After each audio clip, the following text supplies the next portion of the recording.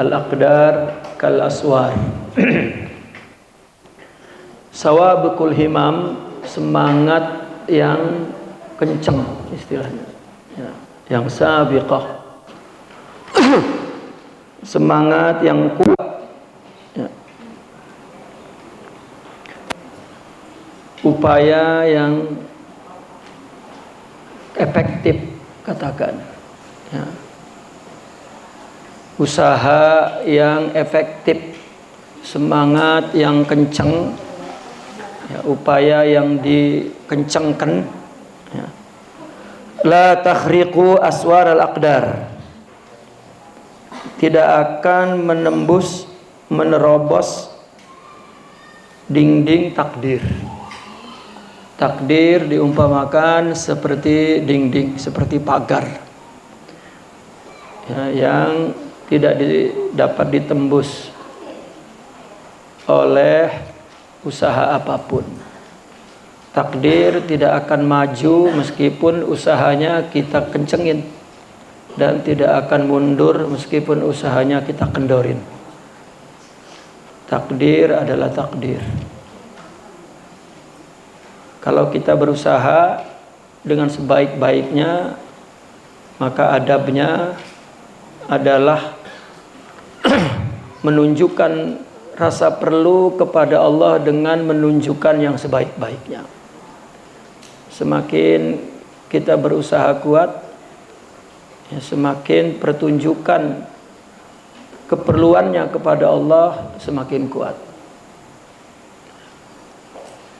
Ada orang minta dibelas kasihan, bajunya dirobek-robek begitu, ya, tangannya seperti orang patah begitu, ya, itu izharul iftiqar. Maka doa dan usaha tidak terlepas dari itu. Hikmah ini sebetulnya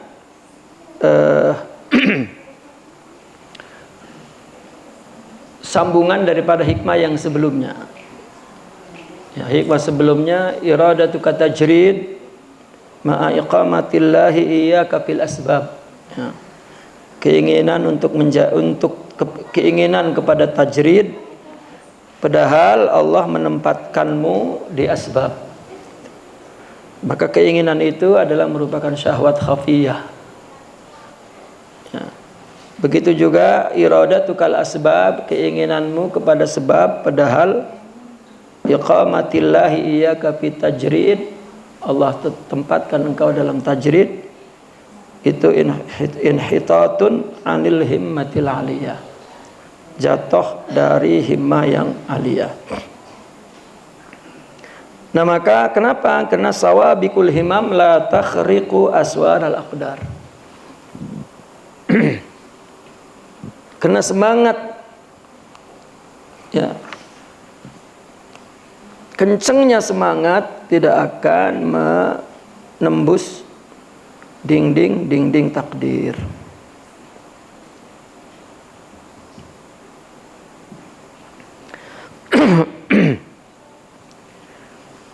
Usaha apapun tidak, misalnya hatta karomat seseorang, hatta sihir, hatta, ya, teluh misalnya, ya, itu kan punya efek, ya, untuk menghancurkan, untuk menimpa sesuatu, ya, tetapi tetap itu mengikuti takdir, ya. Tidak ada asar, ya, semangat kita, ya. Misalnya ada juga orang kalau misalnya zikirnya 2 juta maka makrifatnya cepat, gitu. Itu tidak, ya.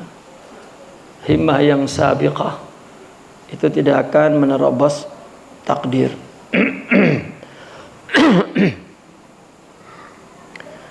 Segala sesuatu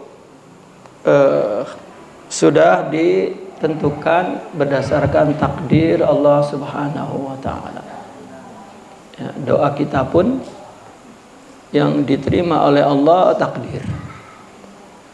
Ya, meskipun penjelasan secara logik bahwa ada doa yang dapat merubah takdir, itu pun takdir. Ya. Kita tidak tahu doa siapa yang ditakdirkan, ya, yang secara zahir merubah takdir. Ya, misalnya tanggal 1 sakit, ya, sampai berhari-hari dan terus dia berdoa. Ya, lalu tanggal 7 sembuh karena doa. Itu pun takdir. Ya. Semua mengikuti takdir. Kita melakukan sebab, ya, sebab pun takdir, akibat pun takdir. Ya. Maka tidak ada yang memberikan asar apapun, ya.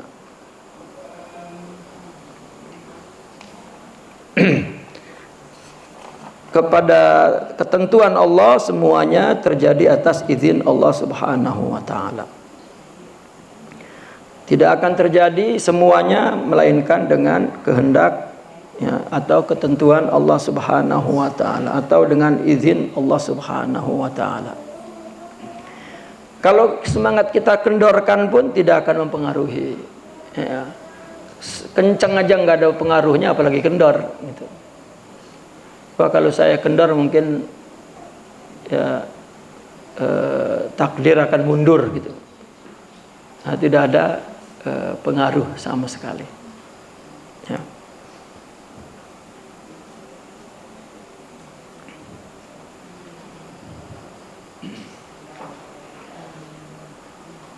Kemudian selanjutnya, arih nafsaka minat tadbir fama qama bihi ghairuk. Ya, ini dijelaskan lagi oleh hikmah yang berikutnya ini. Arih nafsaka minat tadbir, lepaskan dirimu dari mengatur. Ya. Rehatlah, lepaskan keletihan, ya, dirimu dari mengatur, daripada tadbir dalam urusan dunia. Ya. Seperti kita mengingini sesuatu, ya, keadaan, saya ingin kalau sudah pulang mondok pengen kaya misalnya, pulang mondok pengen jadi kiai, pulang mondok pengen melanjut kemana misalnya, ya.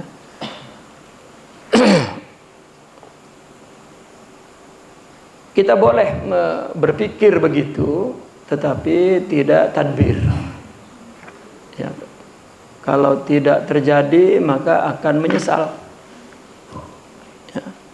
Maka di sini dikatakan arih nafsaka minat tadbir. Kenapa? Fama qama bihi ghairuk. Sesuatu yang sudah dilaksanakan oleh yang lain, oleh selainmu, tentang kamu, la taqum bihi li nafsik, maka kamu jangan melaksanakan untuk dirimu, ya.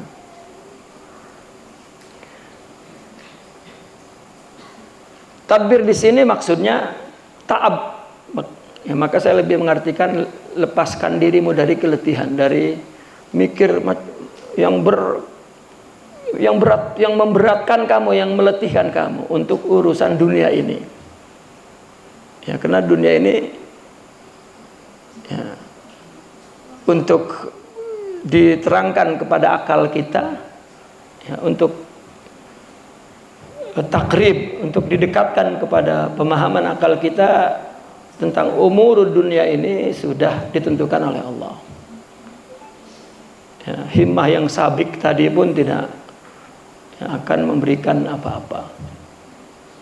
Ya, kalau ada orang yang cita-citanya, ya, dan pengaturan hidupnya tentang dunia berjaya, berpengaruh, maka silakan. Ya, pokoknya saya harus jadi orang kaya. Kalau memang bisa semua sudah kaya semua. Ya, kalau memang bisa. Ya. Urusan dunia itu tidak dibebankan kepada kita. Ya, sudah Allah yang menanganinya. Ya. Maka arih itu jangan kamu berletih, bersusah payah. Jangan capek-capek gitu. Capek hati, bukan capek badan ya. Capek hati, capek badan ibadah. Ya. Ini gara-gara pemahaman yang salah, maka orang-orang sufi jadi kaslan, jadi malas. Alasannya agama nyuruh zuhud, nyuruh enggak berinteraksi dengan dunia. Ya, akhirnya malas-malas dan miskin-miskin.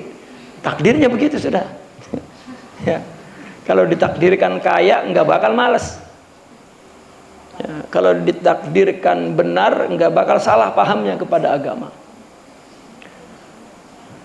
Nah, ini tentang urusan dunia ini jangan kita atur-atur untuk diri kita. Boleh bercita-cita tapi tidak ya, ta'ab.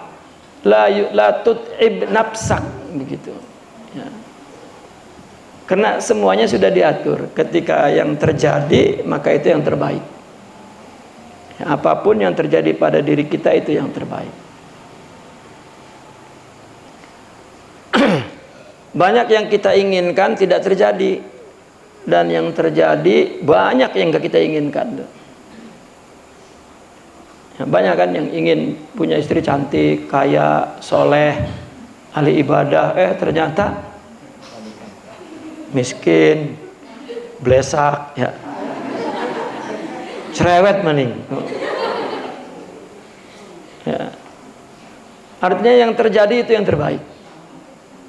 Apapun yang sudah terjadi itu yang terbaik bagi kita. Maka arih nafsaka minat tadbir.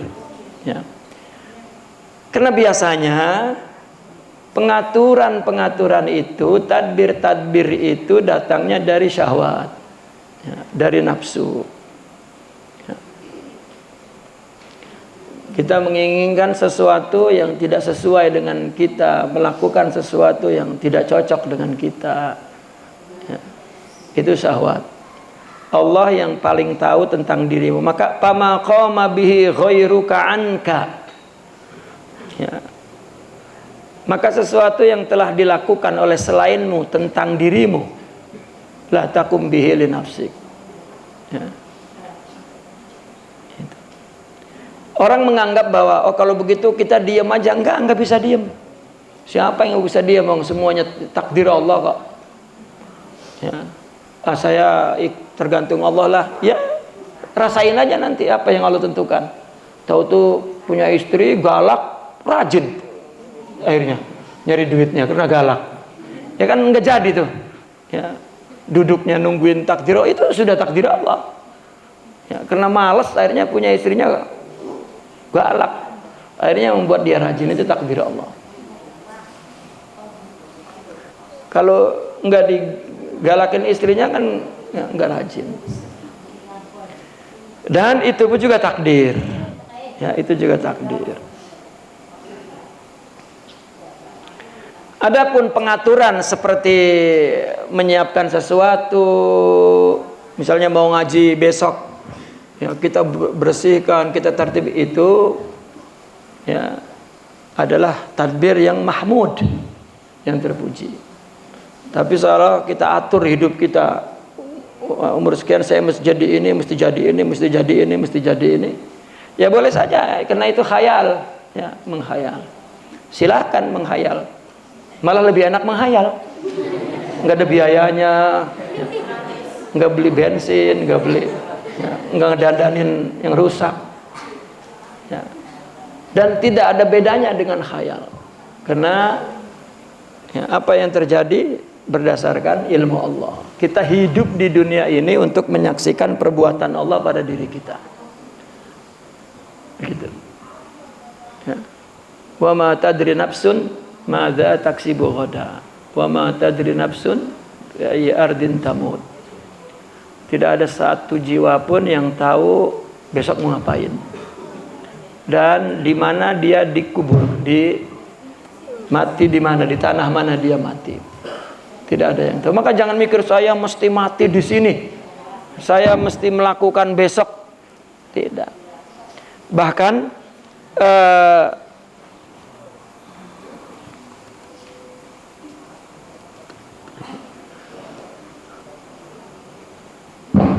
bahkan orang sufi, ya, para aulia, orang yang berpikir besok itu ghaflah. Ya. Orang yang berpikir ada besok itu berarti dia sekarang lalai. Gitu. Jadi ada cerita seorang syekh, gurunya menyuruh muridnya melakukan sesuatu. Kata muridnya, boleh tidak besok saya lakukan? Ya, lalu gurunya memanggilnya. Ya. Kata gurunya, engkau berpikir besok ada, berarti sekarang engkau lalai. Gitu. Ya, kita disuruh oleh Nabi sembahyang aja disuruh sembahyang yang terakhir. Ya, seolah-olah besok kita nggak ada udah. Ya. Karena yang mengatur diri kita adalah Allah Subhanahu wa Ta'ala. Ya.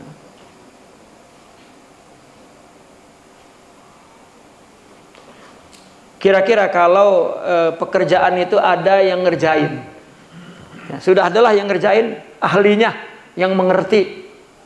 Misalnya nih bangun ini sudah ada tukangnya yang mengerti. Nah kita bukan tukangnya lalu ngikut-ngikut kerja, kira-kira ini orang yang sedang ngapain ini? Ya, sedang ngeganggu kan? Itu fudul, ya, ngeganggu, berlebihan, ya, buang-buang waktu. Nah maka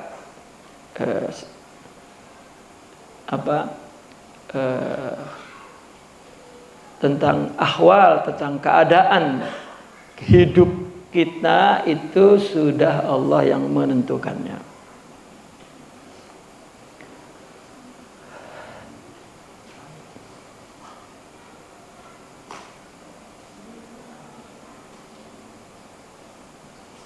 Seperti santri nih, ya. Santri sekarang waktunya adalah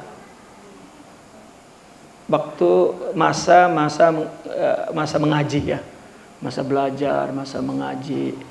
Lalu masa-masa itu, ya, antum sudah berpikir bagaimana nanti kalau saya menikah, ya, lalu akan bekerja apa, tinggal di mana, itu sudah sekarang dipikirin. Itu kan meletihkan. Ya, karena itu sesuatu yang bukan real, bukan reality yang, ya, antum kerjakan. Ya, itu adalah tadbir. Padahal antum sampai mati sudah diatur oleh Allah. Kenapa jadi kita sudah mikir ke depan? Ya. Maka yang kita pikirkan adalah sekarang ini Allah dudukan di mana. Sebagai pelajar, ya sudah, ya, lepaskan tentang nanti. Ya, lepaskan tentang nanti, buang, ya, pikiran yang akan meletihkanmu tentang nanti. Yang kamu pikirkan adalah sekarang. Sebagai santri mengaji, itu saja. Ya. Jika kamu memenuhi kewajiban kamu, ya, sekarang ini, maka yang antum takuti nanti pada waktu antum sudah sampai ke masa itu, ya, antum baru tahu bahwa Allah memberikan jalan lagi, kewajiban lagi, ya, tadbir yang terpuji lagi, ya, daripada tadbir yang tercela. Ya. Ini salah satu manhajnya. Dari awal kita bicara manhajnya Asy-Syadzili. Ya.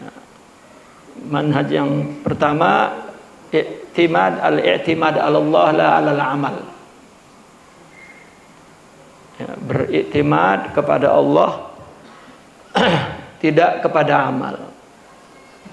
Ya. Himmah itu mesti aliyah. Ya, mesti punya semangat yang tinggi untuk Allah. Ya. Karena apa yang kita lakukan hanya semata-mata cinta kepada Allah Subhanahu wa taala. Dan yang kemudian isqatut tadbir. Buang pengaturan yang meletihkan tentang sesuatu yang kita tidak tahu, hanya Allah yang tahu. Ya, adapun tadbir dalam arti menyiapkan tempat yang baik, membangun sarana yang baik, bersih, yang elit, memakai baju yang rapi, menyiapkan diri ya untuk belajar, menyiapkan tempat belajar kita yang bersih, itu adalah tadbir yang terpuji. Ya. Bahkan dianggap itu sudah separuh kesuksesan pekerjaan perbuatan pada saat itu. Ya. Tapi jika orang tidak ada tadbir ya, dalam urusan kehidupannya, dalam pekerjaannya, ya maka tidak sempurna. Tetapi kalau dia segala satunya persiapkan, antum mau pergi kemana misalnya, naik kendaraan, lihat bannya, lihat mesinnya, lihat olinya misalnya. Kalau sekarang melihat kartu tolnya ada isinya apa enggak, tahu masuk tol kosong isinya. Ya, bawa air, ya, di jalanan bawa kopi misalnya, di jalanan buat. Kalau tadbir itu mahmud, terpuji. Ya. Tetapi kita mengatur-ngatur, mengira-ngira diri kita nanti dan memenuhi keinginan syahwat nafsu kita untuk ke depan, itu akan meletihkan. Itu sudah ada Allah yang menentukannya, sudah ada Allah yang mengaturnya.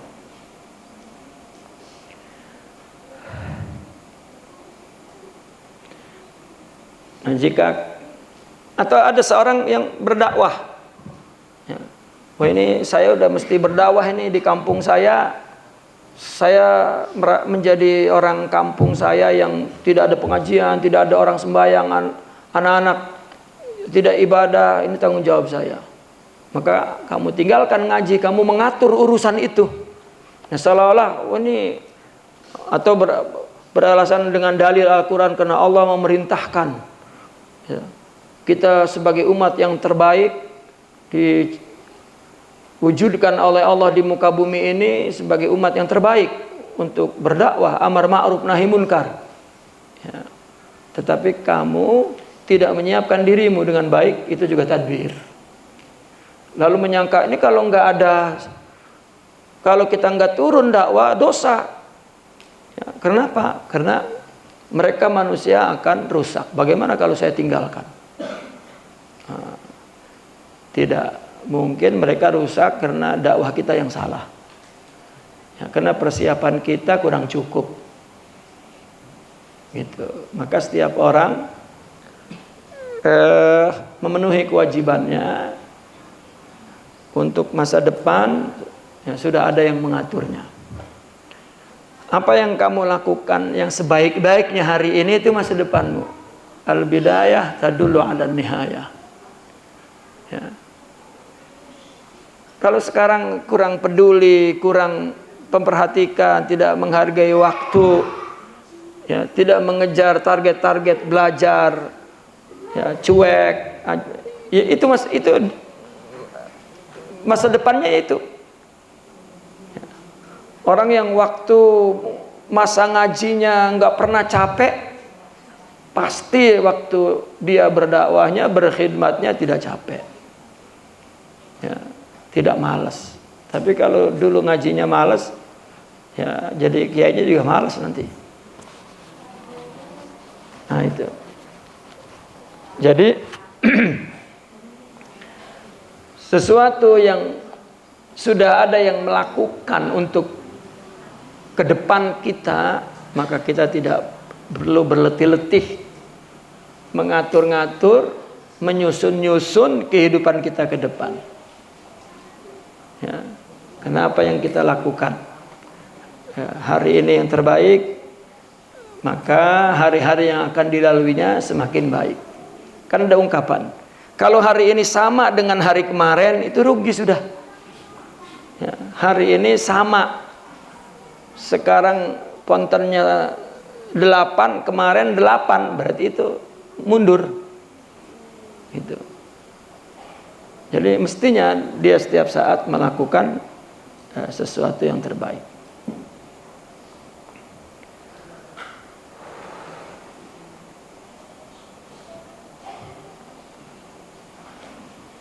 Kemudian waqala radhiyallahu anhu, ijtihaduka fima dumina laka wa taqsiruka fima tuliba minka dalilun ala intimasil basirati minka. Ya. Ini juga menjelaskan seolah-olah satu tema ya, 3 hikmah ini. Ijtihaduk sama ya. Berletih-letihnya kamu fima duminalak, dalam perkara yang sudah dijamin oleh Allah untukmu, yaitu rezeki. Ya. Orang mikirin gimana ya rezeki saya gitu, padahal itu dijamin. Orang berapa anaknya misalnya, berapa istrinya, berapa, itu jaminan Tuhan yang mesti Allah kasih makan dan akan dibebankan ke kita sebagai mazharnya. Maka mestinya orang memandang semua itu ibadah, sehingga ya, dia merasa dihormati oleh Allah untuk menjadi majla sifat dan asmanya. Ya. Nah, maka banyak orang yang terbengkalai tanggung jawabnya karena dia merasa itu beban, bukan ibadah. Ya. Akhirnya Allah tidak memberikan jalan rezeki melalui dia. Sering kita sebagai orang tua berpikir, anak saya kalau mati gimana makannya. Mungkin di tangan kita mereka nggak makan karena ya, kita tidak bersyukur, maka Allah kita ya, dibagi banyak rezeki dan memandang beban ini menyusahkan, meletihkan, bukan satu ibadah, bukan satu kemuliaan dari Allah, sehingga dia bisa bekerja dan mencari sebanyak-banyaknya dan mendapat rezeki Allah untuk orang-orang yang menjadi tanggung jawab kita. Ya. Dan dia nerima kepada apa yang Allah berikan ya, dengan usaha yang baik. Ya. Nah maka dia tidak letih hidupnya. Letih itu karena ya, dia merasa bahwa dia yang bertanggung jawab, bukan kita. Ya, maka ada istilahnya di orang Arab itu istirzaq. Apa istirzaq itu? Nyari rezeki gitu. Tapi istilahnya istirzaq itu gini. Ada orang tidak punya kepakaran apa-apa. Ya.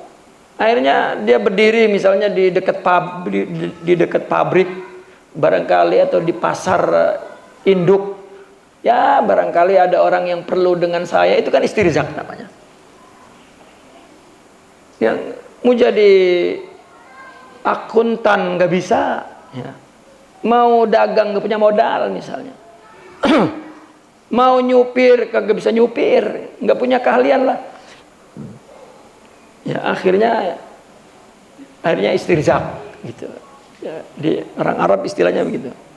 Ya adalah anastarzik katanya. Kalau kata kita mah ya udah barangkali di sana ada rezeki saya berdiri aja di sana. Gitu. Ya. Kenapa? Karena dia percaya bahwa Allah menjamin. Contoh kalau kita mendengar cerita para sahabat, para tabi'in, ya, orang-orang yang disebut salaf, ya, dari orang-orang soleh, baik ulamanya, masyarakatnya, ya, semua soleh. Kita mendengar kehidupan mereka sama dengan kita, susahnya, ya, cari duitnya, ya. Tapi mereka tidak taab, gitu. Apa yang membedakan itu? Karena dia percaya bahwa itu dijamin oleh Allah itu saja. Jika nggak dapat hari ini, ya udah memang nggak dapat. Pulang juga bininya nggak marah, bini di abad itu, gitu, ya, nggak marah. Coba Imam Ahmad bin Hambal memang kiai, begitu kan, katakan kalau zaman sekarang kiai, selain ngajar, ya udah nggak ada pemasukan lagi. Dan dia kalau nggak pergi ke pasar induk jadi kuli panggul atau bikin tali-tali untuk dijual, memang nggak ada yang dia kasih makan dari kedudukan dia sebagai kiai itu. Mau nggak mau dia pergi ke pasar induk, dia ngelinting tali misalnya, atau dia menjadi kuli panggul dari roda ke toko-toko, lalu dapat duit untuk hari itu. Pulang ke rumah ini rezekinya sudah, dan tidak letih. Kenapa? Karena rezekinya Allah yang menjamin, gitu. Kita ibadah aja dan ada tanggung jawab kita, maka Allah akan ngasih rezeki kepada kita. Dan usaha dan berdoa itu menunjukkan perlu kepada Allah, dan itu ibadah. Mindset itu yang membuat dia tidak letih dan memandang rezeki itu jaminan Tuhan, ya. Kalau kita hapus tentang ketuhanan itu, lalu semuanya dari upaya kita, sebelum kerja aja udah letih tuh, bagaimana ya itu. Maka cerita-cerita orang-orang soleh ketika bangun tidur, ya, kan ketika tidur itu kan mati, begitu melek, ya, loadingnya itu nggak lama, melek aja. Madza fa'ala rabbi bi, ya, apa yang Allah akan tentukan, akan perbuat sekarang, ya. Kita aja mau tidur nggak tidur mikirin besok, sedangkan Allah mengatakan wa ma tadri nafsun madza taksibu ghadan. Nah, ini kita tidak memandang bahwa rezeki itu dijaminan Tuhan. Kita ambil tadbir itu tadi menjadi jaminan kita, gitu. Sehingga Allah tidak lapangkan dada kita, ya. Banyak hadis-hadis qudsi itu yang menerangkan kalau engkau tidak kau serahkan kepada aku, maka engkau tidak aku ringankan. Aku biarkan rasa berat beban itu pada dirimu. Tapi jika engkau serahkan kepada aku, engkau, para sahabat dulu balik, pergi keluar gelap-gelap, pulang gelap. Coba yang kisah Sayyidina Ali kan, Rasulullah mengiklankan untuk berperang, jihad perlu dana, ya. Lalu Sayyidina Abu Bakar datang, ya Rasulullah, ini hartaku semuanya. Sayyidina Umar begitu mendengar, ya, dia tidak ingin melebihi Sayyidina Abu Bakar, dia kasih separohnya. Sayyidina Utsman begitu mendengar, oh jangan separoh, nyamain. Akhirnya segala keperluan konsumsi, logistik, ya, dan ya alat-alat perang saya yang menjamin. Nah, Sayyidina Ali nggak punya apa-apa. Pergi pagi, begitu pulang gelap. Ya katakanlah kalau sekarang barangkali cuma 100.000 dapatnya. Ini dikasihin semua ke Rasulullah. Bagaimana saya pulang nggak bawa apa-apa? Akhirnya dia datang ke Rasulullah. Ini ya Rasulullah. Ya. Kalau cerita orang-orang sufi, yang mulia itu Sayyidina Ali itu.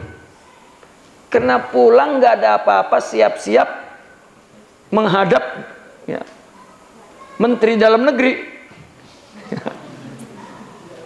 Ya, siap-siap udah itu.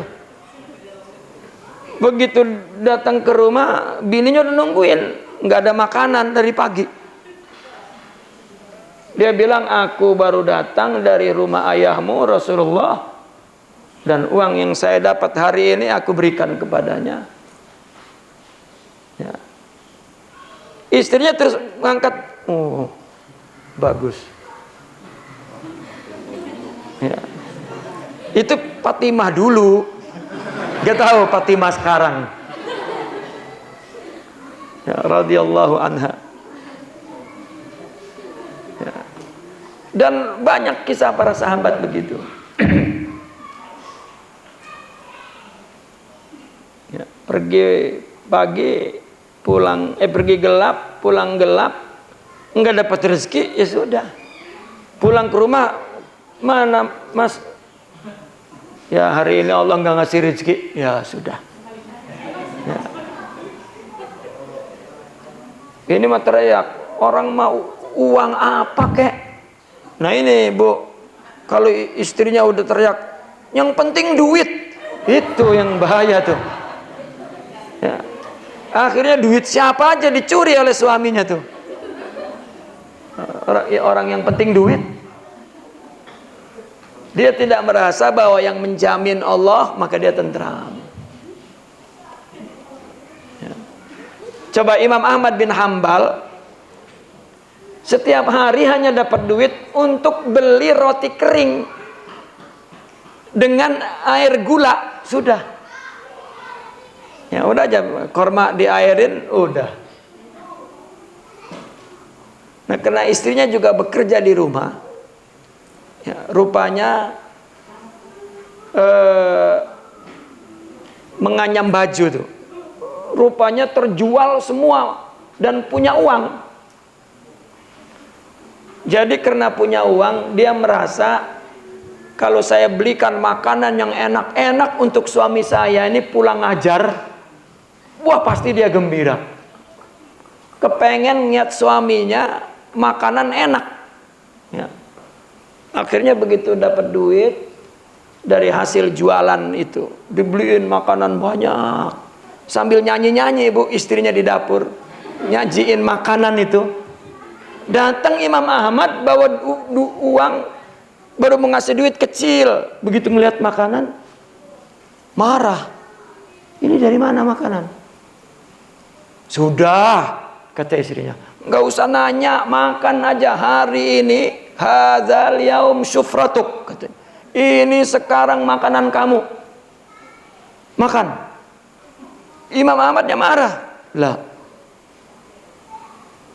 singkirkan, kasih yang kepada orang yang perlu. Dia bawa roti kering seperti biasa, tuh kita makan ini. Kira-kira kalau ya, bini sekarang, bini dapat duit banyak, bisa ngebeliin apa aja di rumah. Begitu suaminya datang marah, suruh kasihin orang. Apa yang terjadi di rumah itu Bu? Udah tinggal makan, gak nyari, dasar, wah sudah.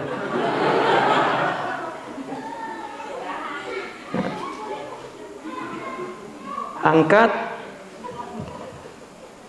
Itu semua kembali kepada akidah, iktimad kepada Allah. Ya, kalau nggak ada, yang ngomel dikit dah, gitu. Ya sebetulnya Pak, perempuan tuh bukan ngomel, cuman ngeluarin yang ngeganjel di sini. Ya. Ngomong doang, dia mah ngomong doang. Ya. Cuman tajamnya lebih dari jarum. Ya. Ngomong doang juga, waduh.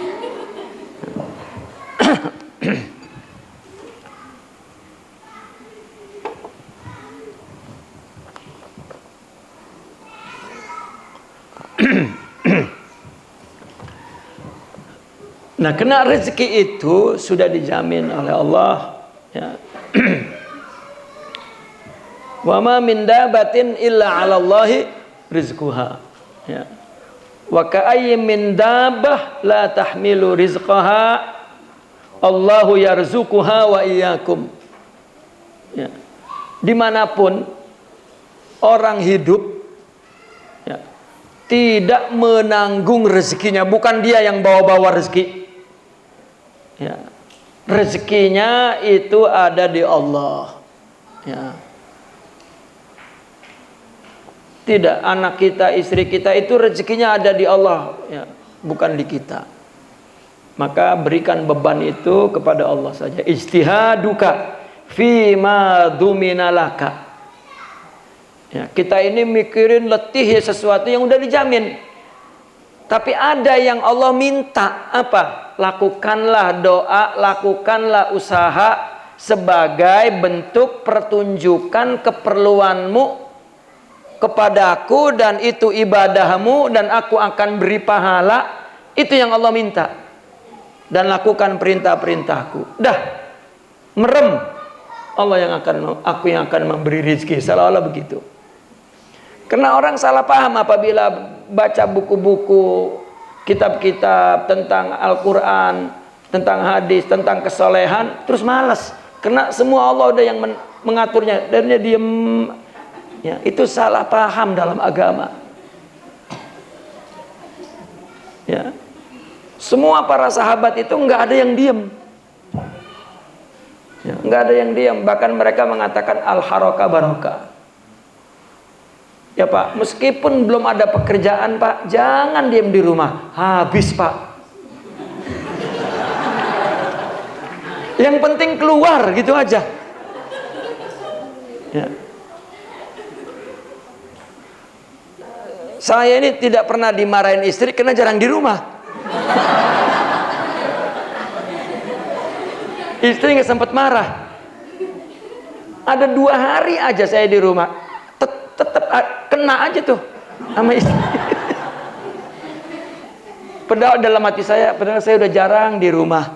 Ada di rumah 2 hari, kena juga. Ya. Itu sebab al-haraka barokah. Ya, jalan terus, bergerak terus, itu berkah. Ya, paling kurang berkahnya tadi tidak kena serang istri. Coba ustaz-ustaz kiai yang di rumah aja itu banyak kenanya itu. Banyak kenanya. Karena mereka merasa bahwa si fulan yang menanggung rezeki ini, suami tidak, istri. Ya, Allah lah. Maka lihat para sahabat dulu, ketika suaminya disuruh berjihad meninggalkan para istrinya, orang-orang munafik itu menggoda istrinya. Lu nanti jadi janda, anak lu jadi yatim, makan lu dari mana? Karena suaminya diajak oleh Rasulullah. Ya. Lalu apa kata wanita-wanita sahabiah? Yang ngasih makan suamiku, tapi yang ngasih rezeki adalah Allah. Jadi akidah itulah yang mereka bahagia dalam keadaan apapun. Jangan dikira orang yang di saat hartanya sedikit tapi dia tidak berhasil membuang rasa miskinnya, maka ketika hartanya banyak, dia tidak akan menghapus ketamakannya, tidak mampu. Udah banyak juga uangnya, pengen lagi, nggak bisa menghapus. Karena ketika dia tidak punya uang, dia tidak menghapus rasa miskinnya. Nah, maka akidahlah, ya. Suami itu hanya memberi makan dari rezeki yang Allah beri. Ketakutan, waduh kalau nggak ada suami bagaimana? Kawin maning. Iya. Ya. Saya heran ada orang suaminya wafat, ya katanya tidak move on gitu. Kenapa? Karena semuanya menjadi mazhar asma dan sifat Allah. Ya kalau laki-laki enggak saya bilang begitu, masih hidup aja udah pengen kawin lagi, ya. Apalagi udah mati. Orang katanya kata suami nungguin mati istrinya pengen kawin lagi tuh. Tanya ada suaminya, kapan istri saya mati katanya. Harap kawin maning. Ya. Cuman nggak diucapin. Yang sekarang saya wakilin ini yang mengucapkan. Ya. Lalu begitu itu perempuan, istri-istri bergantung kepada suami. Ngapain? Dia lagi ibadah kepada Allah, menjadi hamba yang menunjukkan keperluannya kepada Allah. Karena ada jalan ibadah dia, anaknya, istrinya. Ya sudah, jangan bergantung kepada dia. Tapi tetap kalau malas mah ya perlu direwelin. Enggak perlu diajarin dah. Karena udah Allah yang mengaturnya semua. Maka istri itu ngomel-ngomel, Pak. Udah, Allahu Akbar. Allah sudah ini nyuruh saya nyari duit, udah. Enggak usah pikirin. Ya. Nah itu. Nah, maka ijtihaduka fima duminalak, kemudian wa taqsiruka fima tuliba minka, dan kamu tidak sempurna melakukan apa yang diminta oleh Allah, tetapi yang dijamin kamu ya melakukan dengan susah payah, padahal itu dijamin. Tetapi kamu tidak susah payah dalam menunjukkan ibadah kepada Allah, itu yang diminta. Ya, apa yang diminta oleh Allah? Ibadah, amal, itu yang diminta. Kalau misalnya orang belajar perlu ilmu, belajar sungguh-sungguh, itu yang diminta. Udah jangan dipikirin kapan pinternya, kapan. Allah yang ngasih. Ya. Allah yang ngasih rezeki, kita disuruh berbuat saja, ibadah, begitu. Nanti Allah yang ngasih. Kita pengen kerja sedikit, duitnya banyak. Gitu. Kayak orang Betawi itu di Jakarta. Tanya dah. Saya sering nanya sama orang-orang Betawi, yang enak kita usaha apa ya? Kontrakan katanya gitu. Kenapa kontrakan? Karena nggak ada kerjanya, dia kontrakan banyak, dianya duduk aja, ya, lama-lama stroke. Ya, saya mendengar itu, ya Allah, dasar orang malas, pengen nyari kerja, dianya nggak ngapa-ngapain, duduk aja, itu kontrakan.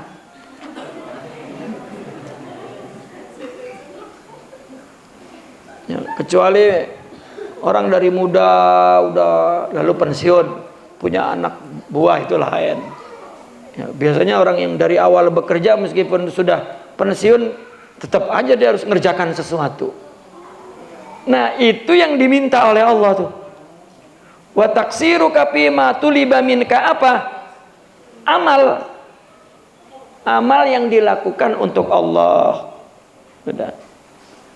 Ya kalau para santri, ya, sebagai orang muslim dalam urusan agama, ibadah ya, karena kita diciptakan oleh Allah untuk ibadah itu saja. Adapun rezeki ya Allah yang mengatur. Meskipun hikmah yang sebelumnya, meskipun kita bekerja yang semangat yang kita tambahkan, kita kencang, tidak akan ubah takdir Allah, tidak akan. Nah, orang yang bersusah payah, yang letih-letih sesuatu yang ditanggung oleh Allah, tetapi dia ya, tidak berletih-letih, tidak bersusah payah, bahkan banyak tidak sempurna melakukan apa yang diminta Allah, ini dalilun ala timasi al-basirati minka. Ya. Itu menunjukkan redupnya mata hatimu. Ya, mata hati.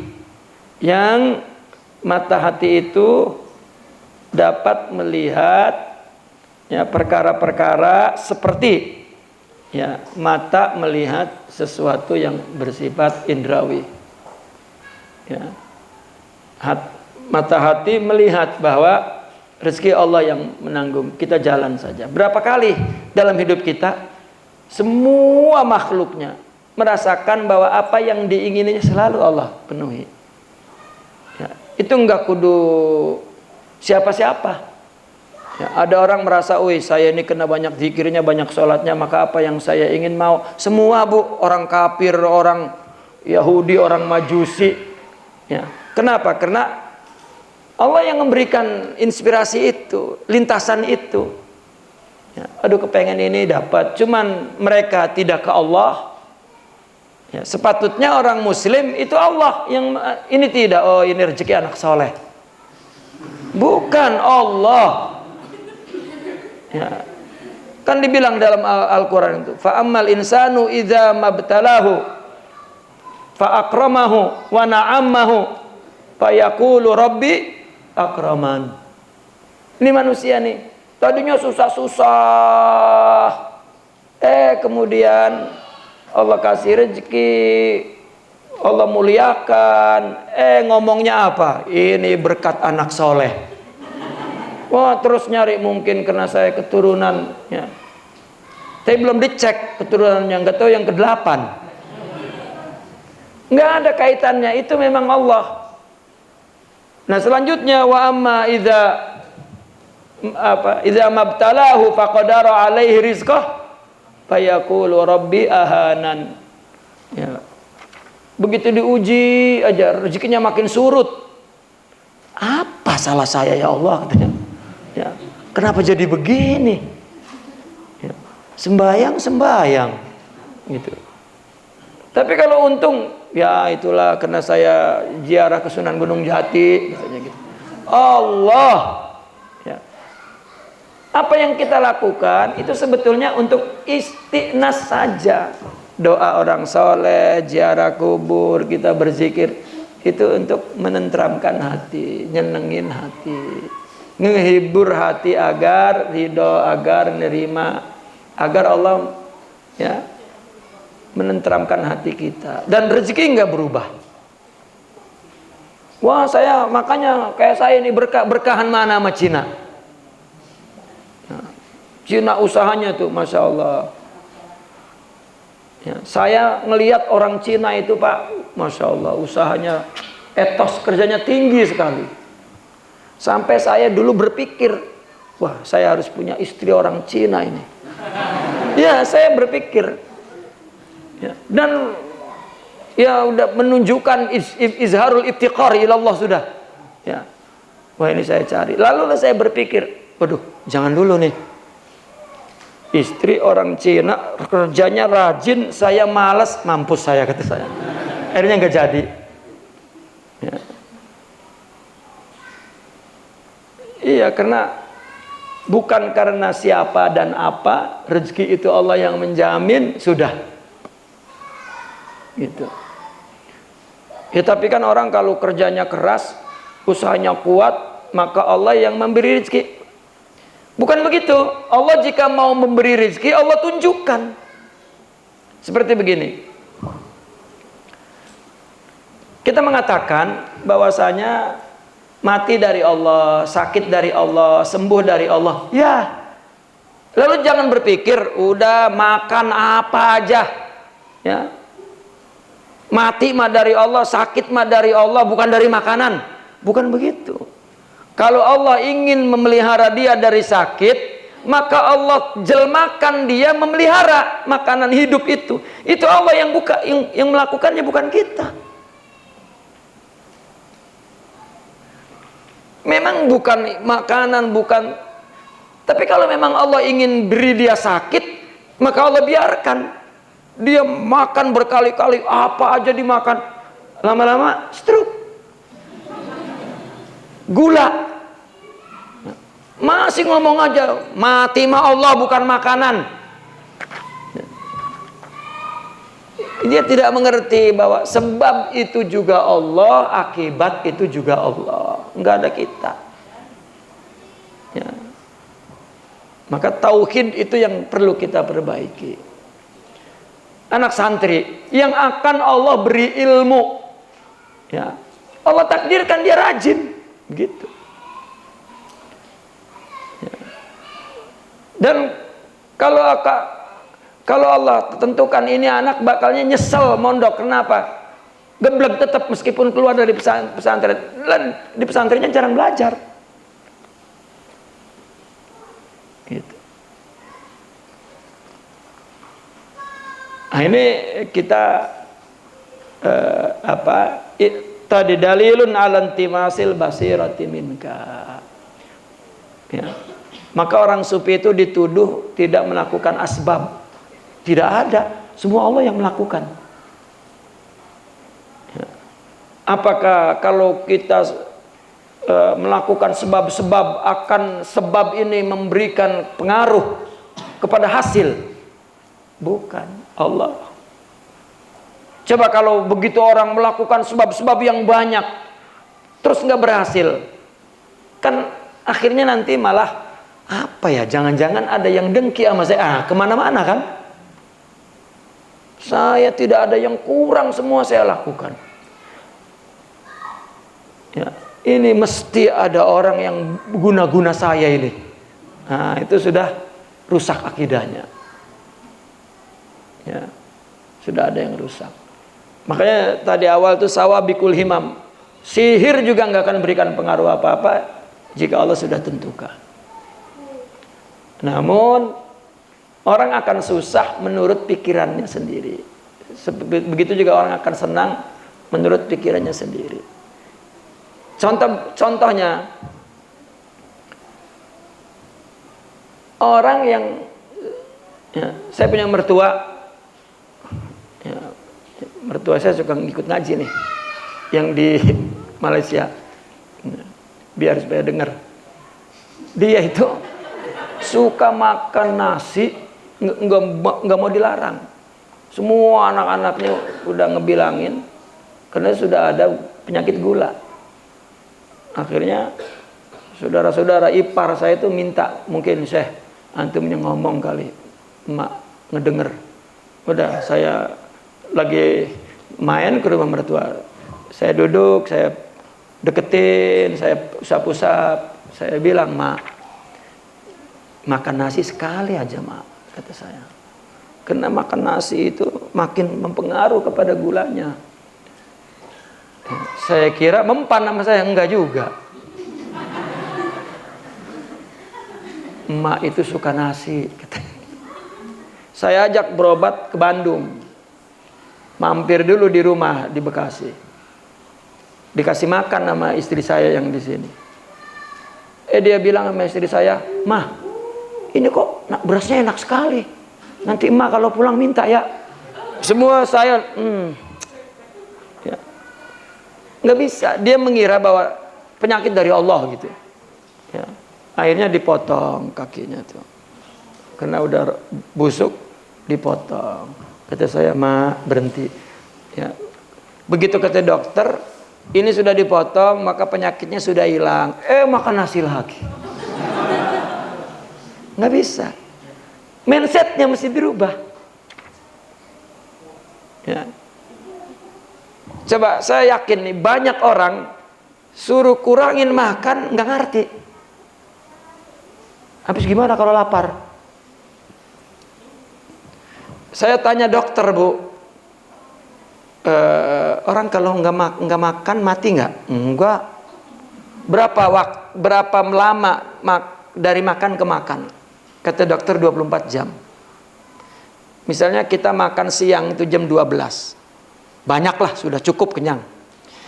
Ini makanan ini dikelola tuh, dihaluskan, setelah dihaluskan lalu dibagi tuh, ada yang menjadi darah, jadi tulang, jadi daging, jadi tenaga, jadi semua. Itu proses 24 jam. Artinya selama dohor lagi kalau kita nggak makan, nggak mati. Dan nggak lemes. Yang bikin lemes otak. Mindset. Gitu. Oh dulu mangan. Lah iya kena. Pikirannya menyuruh makan. Gitu. Lalu saya baca Ihya Ulumuddin. Imam Al-Ghazali itu ada menjelaskan tentang tadrijiyah. Ya, tentang apa tadrijiyah itu? Tahap-tahap untuk bagaimana sampai kepada makan yang paling sehat, paling baik. Ternyata kata Imam Al-Ghazali, makan yang paling sehat adalah makan yang 1 hari 1 malam sekali. Ya ngemil setitik, ngopi, ya roti itu nggak dihitung, makan berat.